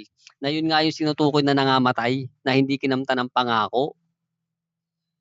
Kaya nga sabi sa isang talata, Panginoon, ibabalik mo baga ang kaharian sa panahon na to, parang ganoon eh. Kasi hindi nga nakamtan mga kapatid eh. Mga kapatid linaw-linaw eh. Ako hindi ko kabisado lumang tipan, pero wag mo naman kaming tatarantado, wag mo naman kaming pinaglololoko. Anak ng kuwago naman eh. Ngunit kanilang nangakita na nangatanaw mula sa malayo at kanilang ipinahayag na sila'y pawang taga-ibang bayan. Paano sasabihin mo na kasama si si Enoch diyan? Hindi mo nga binasa yung 12. Kasi mga kapatid, kung babasahin niya yung 11, 12, 13, malalaman niyo na yung binabanggit na nangamatay diyan. Yun yung nagmula kay Yun yung 12 angkan ng Israel eh. Kasi 'di ba ginera sila. Ang daming nangyari sa kanila, hindi sila naging dapat eh. Kaya nga sabi, itatayo ko ang aking iglesia. Kasi may nabuwal na iglesia eh.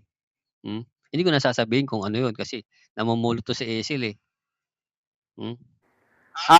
At manglalakbay sa ibabaw ng lupa. Pero ang punto lang dito mga kapatid, madali nyo naman malalaman kung sino sa amin na nagsisinungaling eh. Kasi pag binasa nyo nga naman yung 12, yung 11, 12 hanggang 13, malalaman nyo na yung tinutukoy dito ay yung nagmula ang tinutukoy sa talata na to ay yung buhay ni Sarah. Yung buhay, yung kwento ni Sarah at ng kanyang anak at yung mga naging anak ng kanyang anak. Ulitin ko, naging anak ni Sarah si Isaac, naging anak ni Isaac si Jacob, nagkaanak si Jacob ng 12, na doon nga nagmula yung 12 angkan ng Israel. Kwento to para kay Sarah at sa kanyang anak at sa mga naging anak ng kanyang anak. Kay Sarah, sa anak niyang si Isaac, at sa naging anak ni Isaac na si Jacob, at sa mga naging anak ni Jacob na yun nga yung 12, doon nga nagmula yung 12 angkan ng Israel. Di ba pandaraya naman yan kasi mga kapatid eh. Malalaman nyo nandaraya siya eh. Kasi kung hindi siya nandaraya, kapiraso lang naman babasahin niya doon sa 12, ba't di niya sinama? Pakinggan natin itong mandaraya. Abay, lahat naman po pala sila ay namatay mga Lahat ng amatay pero hindi kasama si Enoch doon. Ang binabanggit dito, yung nagmula kay Sarah. Basahin ulit natin mga kapatid para malinaw. Sabi dito, ito yung 11, sa pananampalataya si Sarah, sa panahon ni Sarah 'to, buhay ni Sarah 'to. Ito yung nangyari sa panahon ni Sarah, yung nangyari sa kanya, at sa kanyang at sa kanyang anak at doon sa mga naging anak ng kanyang naging mga anak ng kanyang anak. Ito na, sa pananampalataya si Sarah rin ay tumanggap ng lakas upang ipaglihi ang binhi, yung binhi daw, si Isaac tinutukoy dito. Nang lipas na ang kanyang gulang, palibhas ay inari niyang tapat ang nangako. Ito yung hindi binasa ni Brother Esel. Kaya naman sumibol sa isa, kay Isaac, si Isaac tinutukoy dito, kaya naman sumibol sa isa, sa kanya, kay Sarah, na tila patay na ang kasindami ng bituin sa langit, sa karamihan, at di mabilang na gaya ng mga buhangin na nasa tabi ng buhangin, gaya ng mga buhangin na nasa bilang na gaya ng mga buhanging nasa tabi ng dagat. Yun yung nangamatay na sinasabi dito sa 13. Ayon sa pananampalataya ay nangamatay ang lahat ng mga ito. Ano yung mga ito? Itong binabanggit dito na kasindami ng mga bituin sa langit, sa karamihan, at di mabilang na gaya ng mga buhangin na nasa dagat. Buhangin na gaya ng mga buhanging nasa tabi ng dagat. Yan, yan. Nung ano dito mga kapatid, pinutol niya mga kapatid, 'di ba? Kaibigan, wala naman po pala sa kanila ang nabuhay. O Wala naman pala sa kanilang nabuhay. Merong nabuhay si Abel, pinatay siya . Nabuhay si Enoch, kinuha siya. Ganun yun . Hindi mo, ulitin ko, ito'y buhay ng mga iba't ibang propeta at ng lingkod ng Panginoon na may naiisa lang naman ang pananampalataya, sumasampalataya sila sa Ama. Pero ito, kada babanggitin dito na propeta, may kanya-kanya silang kwento. Kaya nung binanggit si Abel, ikinuwento yung kanyang buhay, kung bakit siya namatay, pinatay siya. Nung binanggit si Enoch, kinuwento ang kanyang buhay, kung bakit hindi siya nasumpungan, kinuha siya ng Diyos, hindi niya nakita ang kamatayan. Nung binanggit naman yung lingkod ng Panginoon na si Sarah, kinuwento naman yung kanyang buhay, na nagmula sa kanya yung isang binhi, parang ganun . Na ito nga si Isaac, na naging anak nga ni Isaac si Jacob, na nagkaanak nga si Jacob ng 12. Doon nga nagmula yung 12 angkan ng Israel na nangamatay at hindi kinamtan ang pangako. Di ba? buhay na hindi namatay. No? So dito po mga kapatid, nakikita Hindi, mandaraya to mandaraya. po natin na Ano ba iniisip nito lahat ng nanonood sa kanya, mangmang? Ako sinabihan ako nitong mangmang si Raulo. Si Raulo, sinabihan niya ako si Raulo, mangmang, alipin ni Taning. Hindi ko kilala si Taning, baka kilala niya . Siguro kasama niya sa imahinasyon niya. Tapos meron pa siyang binanggit na ano ba tawag dito? Natatawa tuloy ako. Natawa ako kasi biruin niya kasi yung Taning, hindi ko nga kilala yung mga kapatid . Ang iniisip ko, baka kilala ni Cecil yun. Ang malapit-lapit dito, dahil binanggit niya, baka ito'y kasama niya sa kanyang mga imahinasyon. Kaya kagaya ng imahinasyon niya na si Enoch bumalik sa alabok ng katawan na Agnas, na sinabi na ngang kinuha, pinagpipilitan niya na Agnas pa rin. Sinabi na ngang hindi nakakita ng kamatayan, pinagpipilitan niya namatay si Enoch. Sinabi na nga ng sumulat hindi nasumpungan sapagkat kinuha siya ng Diyos. Hindi nakakita ng kamatayan. Pero matigas ang bungo nito, pinagpipilitan niya. Hindi po talaga totoo. Nasabihin mo na si Enoch kahit Hindi. Alam niyo mga kapatid, una sa lahat, ang akala ko talaga dito sa taon to, namamali ng diwa . Pero sasabihin ko na nagsisinungaling siya at niloloko niya tayo dahil hindi niya binasa yung 12. Ang dahilan niya para daw mabilis. Ano ba naman basahin mo yung 12? Di naman ganun kahaba yung yung nakasulat do'n kung malalaman ng kung sa ikatututo naman ng maraming tao, 'di ba? Eh, ako ayokong nagsasabi ng ano, ng hindi sigurado, eh. Pero dito sasabihin ko sigurado nangloloko 'tong mama na 'to, eh. Si Brother Esiel niloloko niya tayo, eh. Dinadaya niya tayo, eh. Siguro sobrang panta ng tingin niya sa sarili niya, iniisip niya lahat ng nakikinig tanga. Lahat ng nakikinig maloloko niya. Wala kasing pumupuna sa kanya mga kapatid, eh. Alam niyo bakit? Kasi nakikinabang sa kanya, yung mga iglesia ni Daniel, eh. Ha? Kasi nga naman pinupuri yung kanilang puno, oh, dagdag advertisement, 'di ba? Hindi nila pupunahin 'to. Bagaman alam nilang kasinungalingan ang sinasabi nito, hindi nila pupunahin. Kagaya ng kuya nila si Daniel. Bagaman alam nila si Daniel nag-uutos ng hindi utos ng Diyos, hindi nila pupunahin. Kasi leader nila yun, eh. Nakikinabang sila dun, eh. Lalo na yung malalapit sa kusina. Hmm, Kanya-kanya silang pakinabangan diyan mga kapatid, eh. Yan. Pero dito sasabihin ko ng diretso, hindi ko sasabihin na mamali siya ng diwa, eh. Etong mama na 'to na nakasalamin na nasa likod ng maraming building. Hindi ko sasabihin 'to na namamali ang diwa 'to, sinungaling 'to, eh, 'tong gagong 'to. Alam niyo yung dahilan ko bakit sinabi ko sinungaling, hindi niya binasa yung 12. Hindi namatay. Dahil mayroon naman po pala tayong mababasa na ang lahat ng mga ito, ayon sa kanilang pananampalataya, ay nangamatay lang. Sinungaling ka. Hindi mo binasa yung 12. Yang 12, 11, 11, 12, 13 magkakasama yan. Ang tinutukoy diyan yung mga nanggaling kay kay Sarah. Nagmula sa binhi ni nagmula kay Isaac. Naging anak ni Isaac si Abraham. Si Abraham si Jacob. Naging anak ni Jacob o Jacob yung kanyang 12 anak. Nandun nga nagmula yung 12 angkan ng Israel. Yun yung sinasabing nangamatay silang lahat.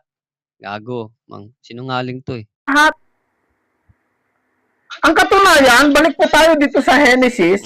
Tignan niyo, babalik na naman siya sa Genesis, Mandaraya 'to. Ako mga kapatid, hindi ko na talaga sasabihin na namamali ng diwa siya ngayon, Ngayon lang. Kasi baka maya sa mga iba niyang video, mamali siya ng diwa.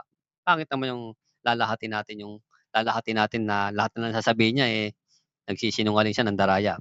Dito, sasabihin ko talaga sa video na 'to, habang siya ay nagsasalita sa likod ng mga building, sinungaling 'tong mama na 'to, mandurugas 'to, eh. Hindi niya binasa yung 12, eh. Tapos ngayon babasa siya sa Genesis na naman. Kung ilan ang naging araw ni Basahin mo. Enoch dito sa lupa. Sige. Ilan? Sa 5. Itaas lang natin ang pagbasa. 24 yung binasa natin kanina. Sa 23. Ganito sabi. Tayo babasa. Ito, Genesis 5:23 hanggang 24. At ang lahat ng naging araw ni Enoch ay 365 taon. 365 taon. 360 paano ba? Hindi kasi ako magaling sa math, 365 taon. 65 years? 365 years, parang gano'n. Hindi kasi ako magaling sa ganun, grade 6 lang inabot ko mga kapatid, eh. Dito naman tayo sa 24. At lumakad si Enoch na kasama ng Diyos at di siya nasumpungan sapagkat kinuha ng Diyos. Kung totoong sinasabi ni Brother Esiel na si Enoch bumalik sa alabok, kasi sabi nga niya babalik daw sa alabok. Binasa niya yung binanggit kay Adam. Na yung nangyari yung si Adam ang kinakausap, pinapatungkol niya kay Enoch. Yan. Kasi sana ba kung sinabi nun lahat ng tao babalik sa alabok, walang taong hindi babalik sa alabok. Maniniwala na tayo. Kagaya nito, ang sabi dito, ay lumakad si Enoch na kasama ng Diyos at di siya nasumpungan sapagkat kinuha ng Diyos. Isipin mo naman yan, Hindi na nga nasumpungan si Enoch, Ano yung hindi nasumpungan sa kanya? Siyempre yung katawan niya. Yung katawan niya mismo hindi nasumpungan yun, hindi na nakita. Nabulok hindi. Namatay hindi. 'Di ba? Kaya nga hindi sinabi ng sumulat na namatay si Enoch, Ang sabi niya kung ano yung nalalaman niyang totoo. Hindi nasumpungan si Enoch, hindi na siya nakita sapagkat bakit? Kinuha siya ng Diyos. malinaw na hindi nabulok yung kanyang katawan, hindi siya nakakita ng kamatayan, kinuha siya ng Diyos, inilipat siya ng Diyos. Ngayon, binabanggit niya yung yung unang Korinto 15:50 na hindi daw magmamana ang laman at dugo. Saan ba yung hindi magmamana ang laman at dugo? 'Di ba? Saan ba yun? Mga kapatid, yung tinutukoy dun sa ikatlong langit eh. Paraiso na pinag-uusapan dun, hindi talaga papasok dun ang laman at dugo dun. Walang taong papasok dun kasi nandun yung Ama. Nandun yung Ama sa ikatlong langit. Kaya nga sabi, walang taong nakakita kailanman sa Diyos. Hindi siya nakita ni Enoch eh. Hindi nakita ni Enoch ang Diyos eh. Bakit? Wala naman kasi si Enoch sa ikatlong langit eh. Yung sinasabing hindi papasok, hindi magmamana ang laman at dugo. Sa ikatlong langit yon. Wala pa naman si Enoch sa ikatlong langit eh. Wala rin naman si Kristo sa ikatlong langit. Naghihintay si Kristo ngayon, naghihintay rin si Enoch. Di ba? Andaraya. At ang lahat ng naging araw ni Enoch ay 365 taon. So 365 days. Parang isang taon, ano? Bilang ng isang taon. At lumakad si Enoch sa nakasama ng Diyos at di siya nasumpungan sapagkat kinuha na ng Diyos. Anong sabi? Parang isang taon daw. Yan sabi dito, 365 taon. 365 days.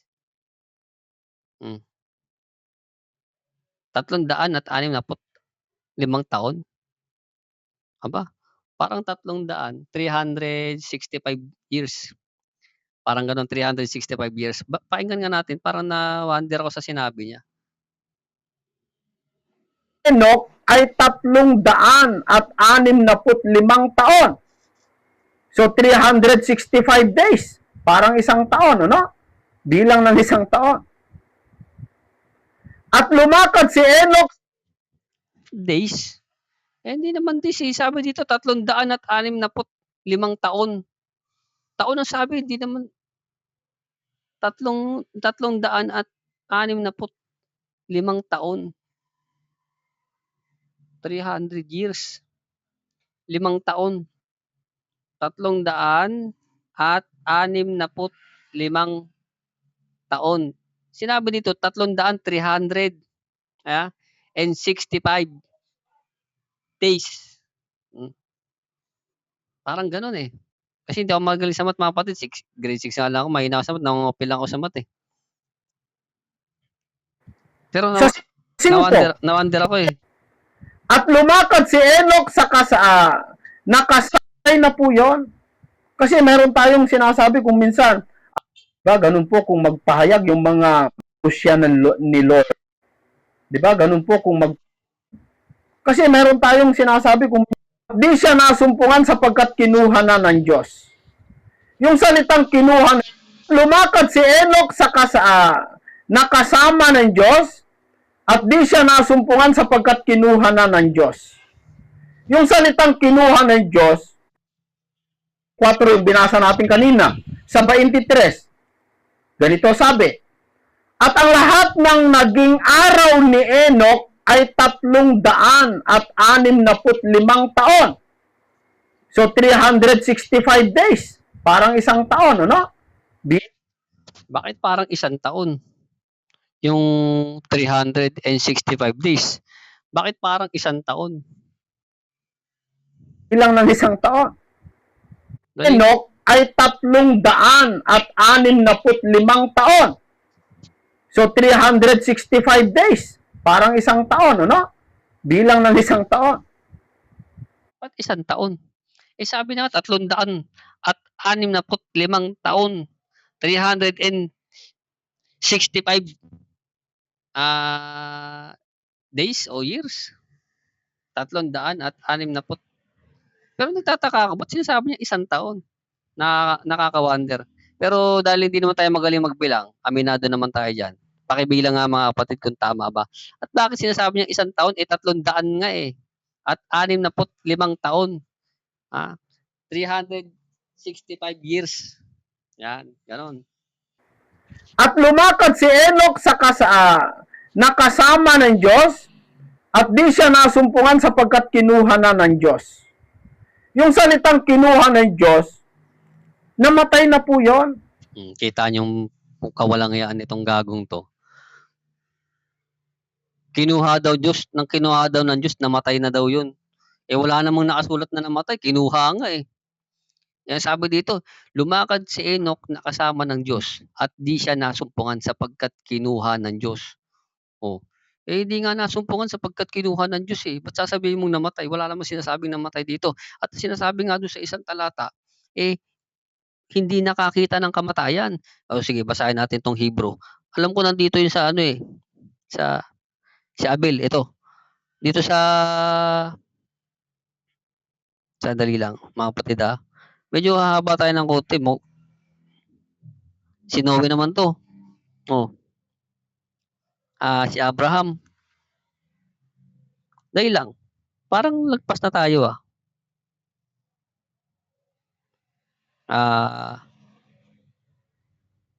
Abel. Ito. Sabi niya, patay na daw yun. Ito paksinungaling ng dila nito. Wala naman sinabing patay eh. At lumakad si Enoch kasama ng Diyos ang sabi. At di siya nasumpungan sapagkat kinuha ng Diyos. Yung sumulat nga, hindi niya sinabing namatay eh. Ang sabi lang niya, kinuha. Sinasabi niya yung nakita niya, yung alam niya. Dahil nga hindi na nga nasumpungan si Enoch, sinasabi niyang kinuha na. Kinuha si Enoch ng Diyos. Ngayon, ano ba sabi dito sa Hebrew 11:5?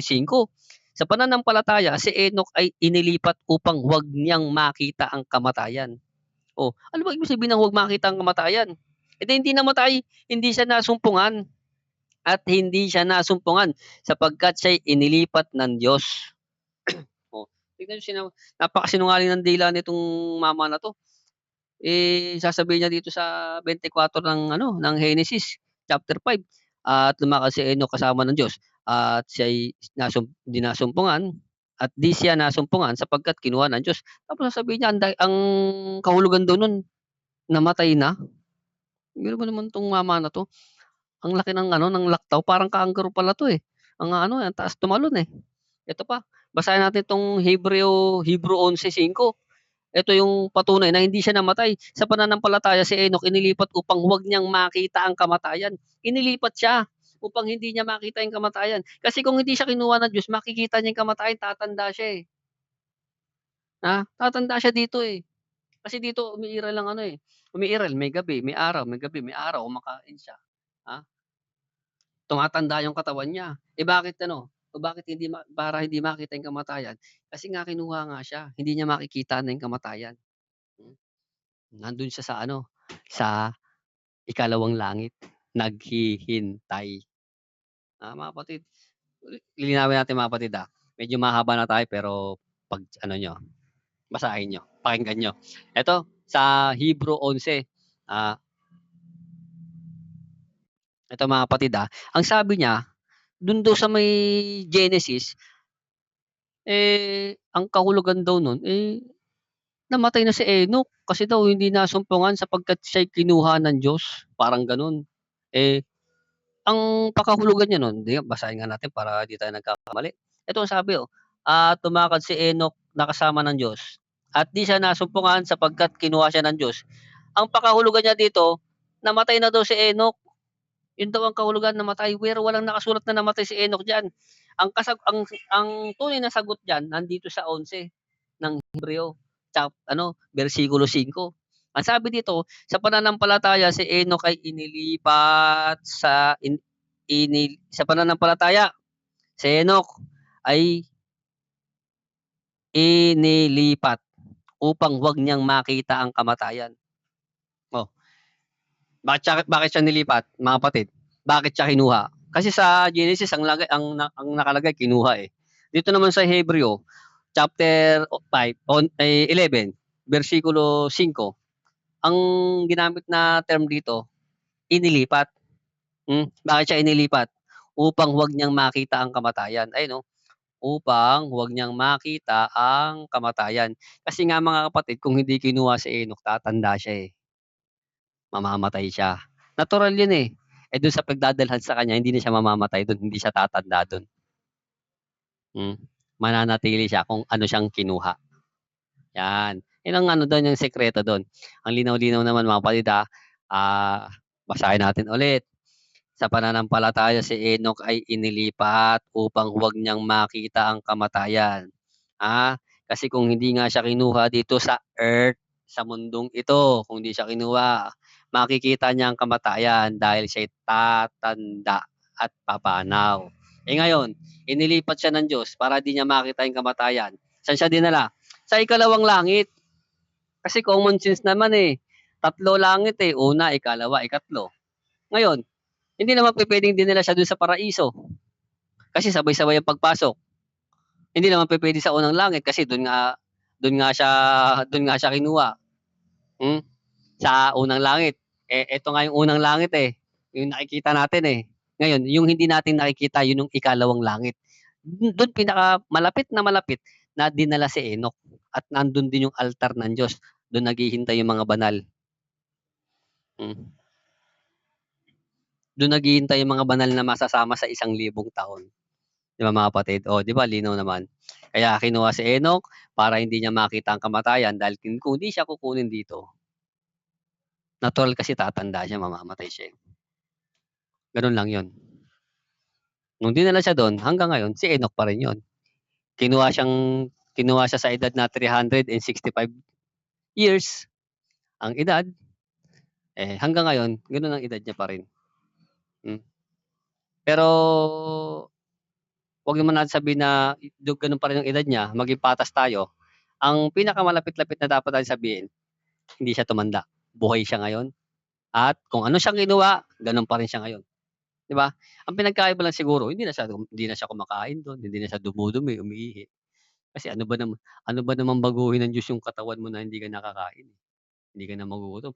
Pagka uminom ka nga ng ng tubig ng buhay hindi ka na mauuhaw eh. Tapos yung puno ng pagkakilala ng masama, 'di ba?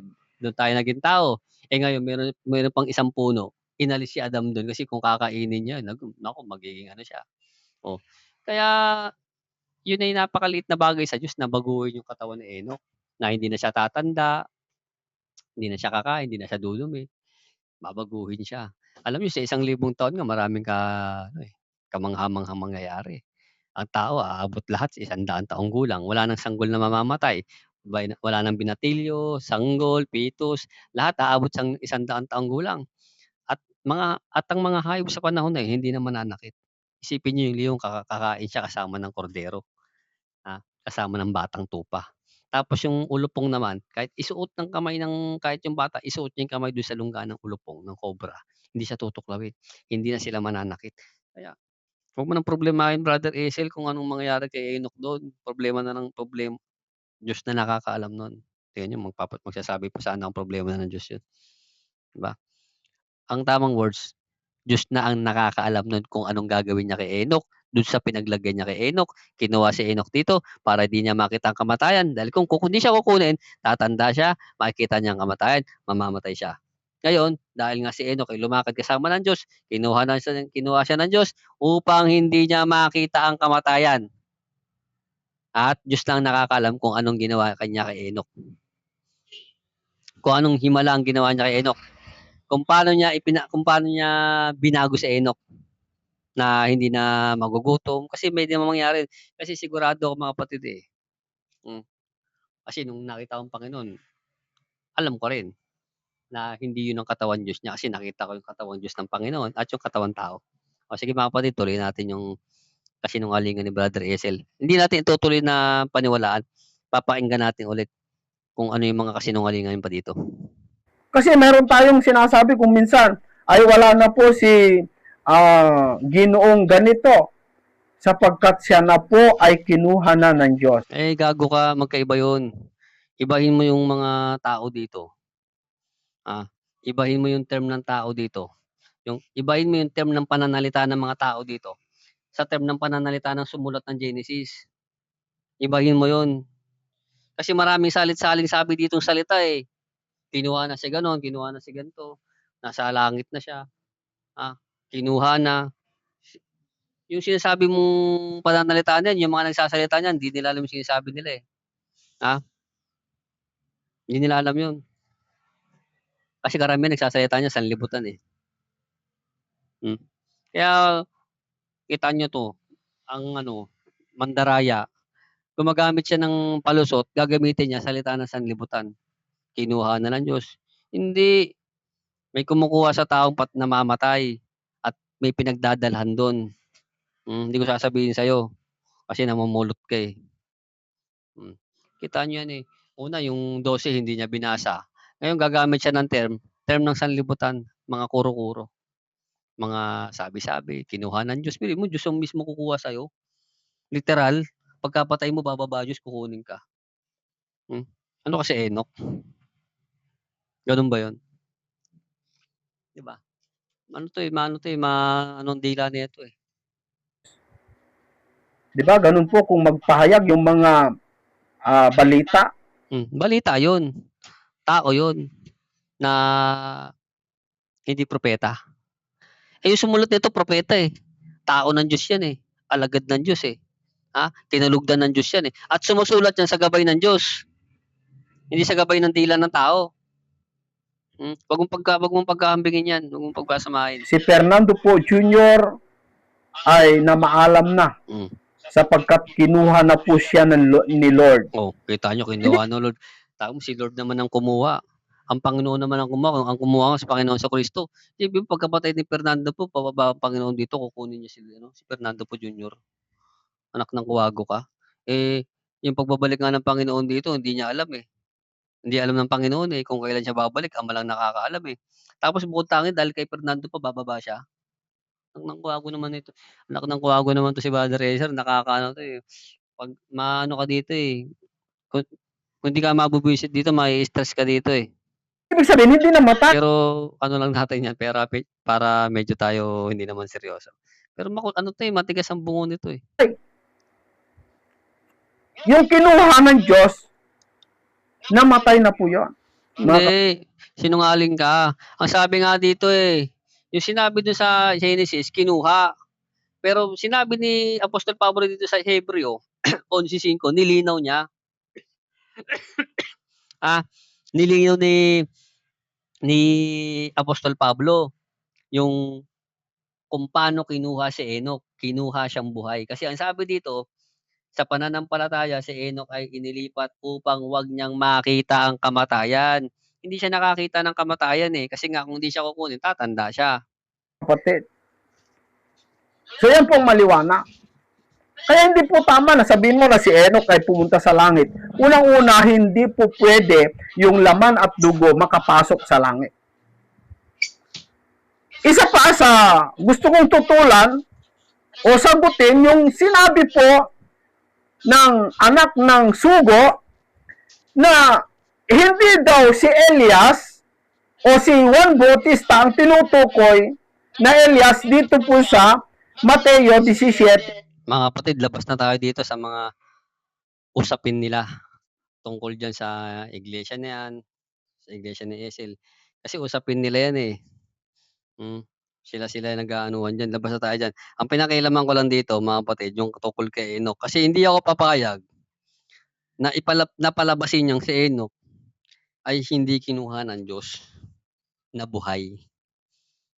Kasi malinaw ang nakasulat dito, sa pananampalataya si Enoch ay inilipat upang wag niyang makita ang kamatayan. Nakita, hindi. Wag nga, eh.